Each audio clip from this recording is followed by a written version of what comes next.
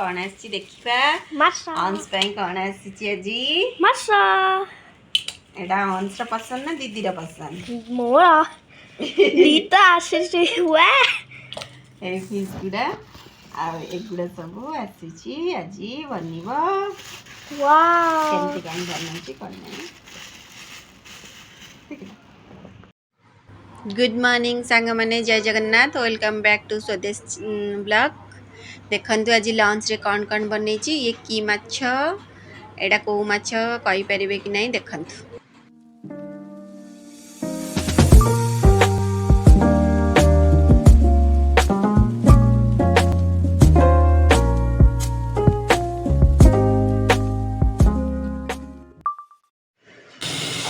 माछ बनैबा माछ तो देखैली आपन को लुण हल्दी धोईकी लुण हल्दी गोलेकी रखदेली आ बेसर देकी बनैबी मु टमाटो एठी भी काट देछि ग्राइंडिंग पई आ रसुण पियाज गोटे गोटे लंका दुईटा बेसर जीरा और सोरिष बेसर मसला देबी बेसर मसला देले ए माछटा टिके भल लागे तो सेति पई मु बेसर मसला देबी आ से जो माछ पुअर हमर झियर पसंद से माछ दुईटा आनची तो मोर माछ भजा एबे बसी गला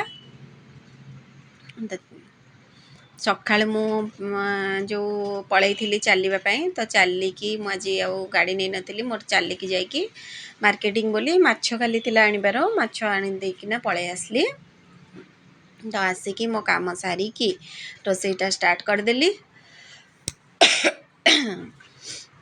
तो से माछ को भाजिकिना आग रखीदी तापर मोर ए माछ गुड़ा भजा स्टार्ट है ए माछटा मते भल लगे तो छुआ से माछ खाई परिबे कारण से माछ रे बहुत कम कंटा गोटे कंटा थाए मुंडरे टिके कंटा थाए तो सेति पई कि से माछटा बनैथिली आ ए माछटा बनैथिली तो माछटा एबे मोर भजा आसी हे गला तापर माछ संगे आलू पकेकिना बेसर देकी तरकारी करिवे आलू टमाटो देकिना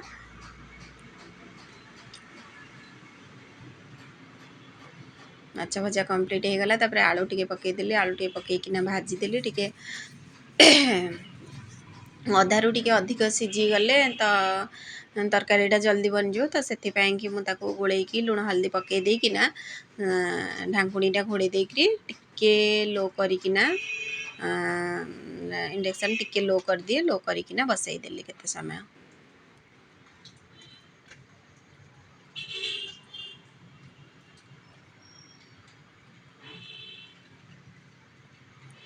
लुणटा भजा संगे पकेले कौन से आलूटा सीझी भी जीव जल्दी आ टिके हल्का हल्का लाल कलर हैला बेले को काढ़ी पकेले तापरे आलू भजाटा तरकारी कला भल लगे तो हल्का रेड कलर हल्का रेड कलर हेले पूरा हेले तो भल लगे नी पोड़ी पोड़ीला बढ़िया लगे तो एमती करिकी गोलैकिना ढांकुणी घोड़े देबे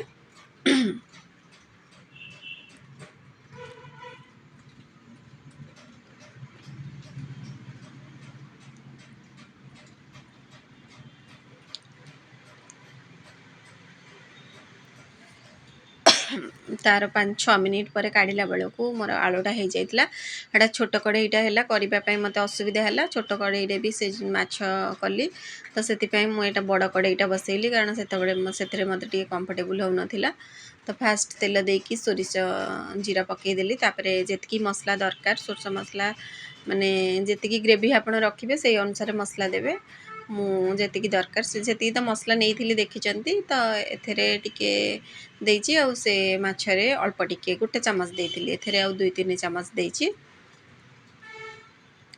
तो मसलाटा एबे बसई देली लुण पकई देली आ काश्मीरी चिली लंका मु 2टा सुखिला लंका पकई थिली हेले काश्मीरी चिली टिके दे देली आ टमाटो गोटे ग्राइंडिंग करथिली जेहेतु आलू टिके अधिक काटिछि तो सेथि पई कि मु टमाटो आ गोटे काटिकिना एथेरे दे देली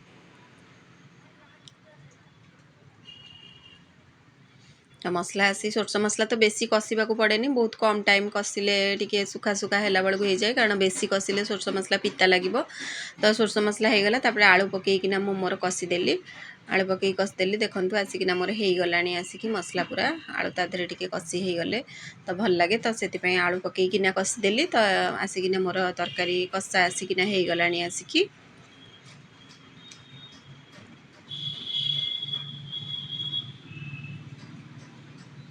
पानी आपन को जेतिकी दरकार आपन सेतिकी पानी दे देबे माने जेतिकी जदी भात संगरे खाइबार अछि ମାନେ ଡାଲି ବନିନି ତ ଯେତିକି ଦରକାର ପାଣି ଦେବେ। ମୁଁ ତ ମୋର ଗୋଟେ ଗ୍ଲାସ୍ ଆଉ ଟିକେ ପାଣି ଦେଇଥିଲି।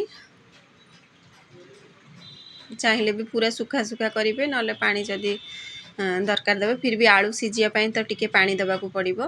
ତ ମୁଁ ସେଥିପାଇଁ ଗୋଟେ ଗ୍ଲାସ୍ ଆଉ ଟିକେ ଦେଇଥିଲି ପାଣି। ମୋର ଆସିକିରି ମୋର ଫୁଟିଗଲାଣି, ଭଲସେ ପୁରା ଫୁଟିଗଲାଣି। ଆଳୁ ତ ମୋର ଅଧାରୁ ଅଧିକ ସିଝି ଯାଇଥିଲା, ଆଉ ଏଥିରେ ବି ଆଉ ଟିକେ ସିଝିଗଲାଣି। ପାଣି ଭଲକି ଫୁଟିଗଲାଣି। ମୁଁ ମାଛଟା ପକାଇଦେବି ମୋର।